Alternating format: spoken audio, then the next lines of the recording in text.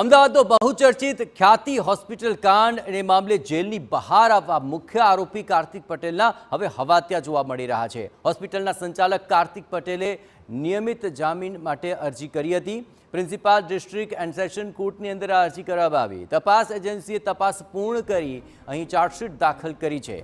કાર્તિક પટેલ સહિત અન્ય લોકો વિરુદ્ધ 6070 પાનાની ચાર્જશીટ દાખલ કરાઈ અને ચાર્જશીટ બાદ નિયમિત જામીન માટે મુખ્ય આરોપીની અરજી થઈ છે। આજ મામલે વધુ વિગતે વાત કરવા જોડાઈ રહ્યા છે ટીવી9 સંવાદદાતા રોનક શું વધુ વિગતો મળી રહી છે હાલ?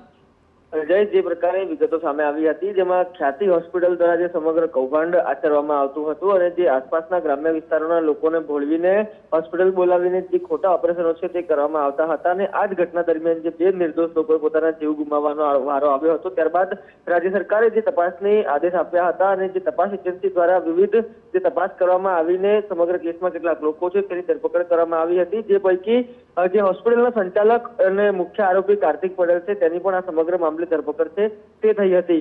આ સમગ્ર કેસમાં તપાસ દરમિયાન જે તપાસ સંસ્થા છે તેમના દ્વારા 6070 પાનાનું જે ચાર્જશીટ છે તે પણ રજૂ કરવામાં આવ્યું હતું અને આ ચાર્જશીટ બાદ હવે જે આરોપી કાર્તિક પટેલ છે તેના દ્વારા જે નિયમિત જામીન અરજી છે તે મૂકવામાં આવી છે। મહત્વનું છે કે કાર્તિક પટેલ અગાઉ જ્યારે કેસ સામે આવ્યો ત્યારે વિદેશમાં હતો અને ધરપકડથી બચવા માટે તેના દ્વારા જે આગોતરા જામીન છે તે પણ મૂકવામાં આવ્યા હતા, પરંતુ કોર્ટે સ્પષ્ટ રીતે ઇનકાર કર્યો હતો। ત્યારે હવે અત્યારે તે જે જેલ હવાલે છે ત્યારે જેલથી બહાર આવવા માટે જુદી જુદી જે રીતોનો ઉપયોગ છે તે કરવામાં આવી રહ્યો છે।